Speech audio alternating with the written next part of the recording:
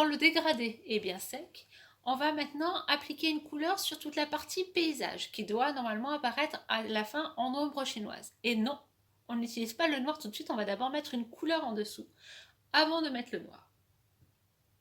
Pour la couleur, pour ce paysage, vous avez plusieurs options, ça va dépendre de ce que vous avez choisi comme couleur pour votre dégradé. Si vous avez choisi magenta et jaune, pour votre paysage, les éléments de votre paysage, vous avez deux couleurs au choix. Soit vous gardez le magenta pur, soit vous allez fabriquer un rouge. Pour fabriquer un rouge, vous vous en doutez, vu le dégradé que vous avez fait, vous allez avoir besoin de beaucoup de magenta dans lequel vous allez mettre un petit peu de jaune. Donc n'utilisez pas les pots que je vous ai fait passer, utilisez un petit pot à côté pour préparer votre mélange, ça vous permettra de garder les couleurs pures. Donc voilà, si vous avez choisi magenta, le paysage apparaît en magenta ou en rouge. Si vous avez choisi cyan, ça va être un peu la même idée, soit vous utilisez le cyan pur, soit vous pouvez utiliser du vert, idéalement du vert un peu foncé. Donc comme tout à l'heure, on met beaucoup de cyan et un petit peu de jaune dans un pot à part pour faire un vert foncé. Et le principe, ça va être de recouvrir toute la partie silhouette, la partie paysage de votre dessin. Pareil, comme tout à l'heure, je bascule la vidéo, je vous montre un petit peu à quoi ça ressemble, comment on le fait en direct, et après c'est à vous de faire, vous mettrez sur pause et puis ce sera parti.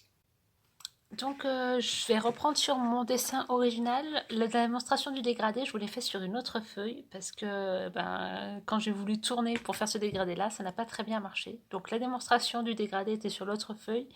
À la suite du dessin, je vais la faire sur celui-là. Comme vous le voyez, moi, vu que je sais qu'après, il va y avoir d'autres couleurs ici, j'ai pas nécessairement fait mon dégradé jusqu'au bas de la feuille. Ce n'est pas dramatique. Après, on aura d'autres couleurs ici, donc ça va se rattraper. Mais si vous avez mis de la couleur partout, c'est absolument pas un souci, bien au contraire. On va pouvoir passer donc à l'étape suivante. L'étape suivante, je vous rappelle, vous allez prendre une couleur plutôt dans les couleurs foncées situées en haut de votre feuille. Et on va venir repasser tout le décor avec cette couleur-là. Moi, je n'ai pas choisi magenta, comme vous en doutez, j'ai pris du rouge. Donc le rouge, vous le verrez, je l'ai fait dans un petit pot à part, dans lequel j'ai mis beaucoup de magenta et un petit peu de jaune. Pour faire la suite du travail, j'ai choisi deux pinceaux, un gros pour faire les gros zones et un petit pour faire les choses un peu plus détaillées. Le principe, c'est donc de venir remplir toute la partie inférieure du paysage, tout ce qui va être en ombre chinoise, en rouge, avant de passer à la toute dernière étape. Donc je vous montre et puis j'accélérerai la vidéo pour que vous voyez le résultat final.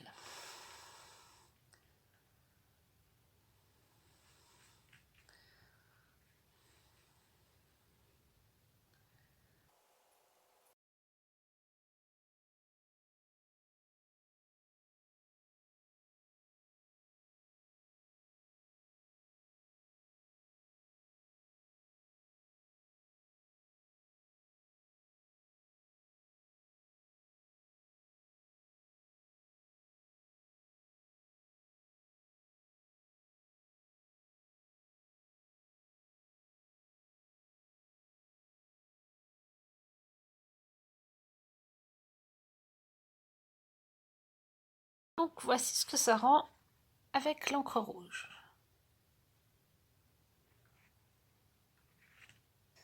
Voilà, maintenant c'est à vous de jouer. Donc on choisit une couleur, vous avez vu, vous repassez bien tous les éléments de votre paysage, y compris le sol, sur votre feuille.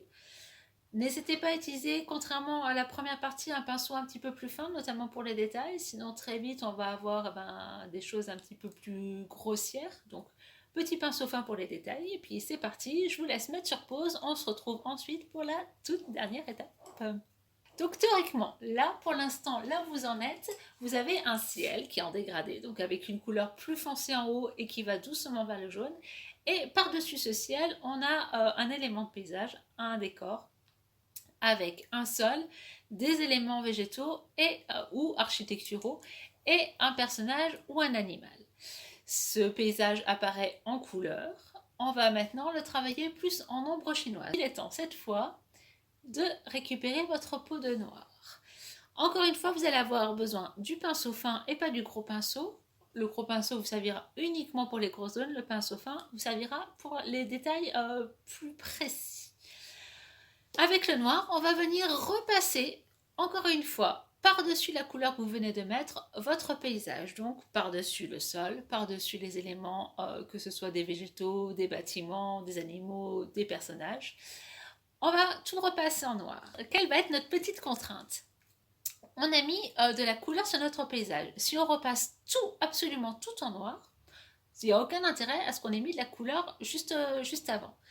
Le principe de cette étape, ça va être donc de repasser la plus grosse partie en noir, mais de laisser par endroits de toutes petites parties où on voit la couleur qu'on a posée en dessous. Donc notamment sur le pourtour ou des petits éléments à l'intérieur. C'est-à-dire que le noir, ce ne sera pas un noir uniforme qui apparaît partout sur les éléments de décor, mais de temps en temps, on aura des petites touches de couleur qui va faire vibrer la couleur, un peu comme si on avait un coucher de soleil avec la couleur voilà, qui apparaît un petit peu plus vive par endroits. Donc le noir, on fait comme notre couleur, sauf qu'on laisse apparaître cette fameuse couleur par endroits. Encore une fois, je vous fais une démonstration pour vous montrer à quoi ça ressemble. Et puis après, ce sera à vous de passer à cette dernière étape. Dernière étape, donc maintenant le noir. Je vous rappelle, ce n'est pas de l'encre de Chine, donc ça ne tachera pas les vêtements, ce qui n'empêche pas de faire attention. Toujours pareil, on va prendre un petit pinceau et un pinceau plus gros pour tout repasser. Et la consigne, je la rappelle, on repasse tout le décor en noir en laissant juste du rouge apparaître de temps en temps.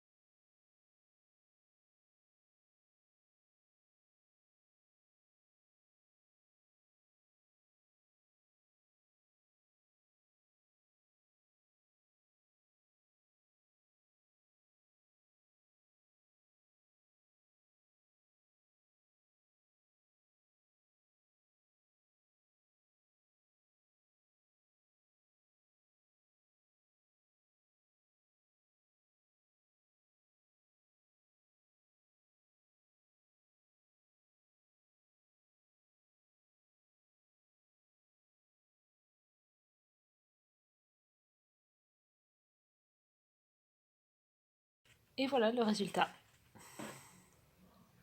Donc vous voyez, par endroits, on a du rouge qui continue à apparaître en dessous du noir. Voilà, donc cette fois, c'est à vous. Le noir, je vous rappelle, les grosses zones, gros pinceaux, les petites zones, les petits détails, pinceau plus fin. On laisse bien apparaître notre couleur par en dessous. Une fois que cette dernière étape sera effectuée, le travail sera terminé. Donc je vous laisse y aller, mettez sur pause et puis on se retrouve pour le mot de la fin. Donc voilà, le travail sur Michel Oslo est terminé.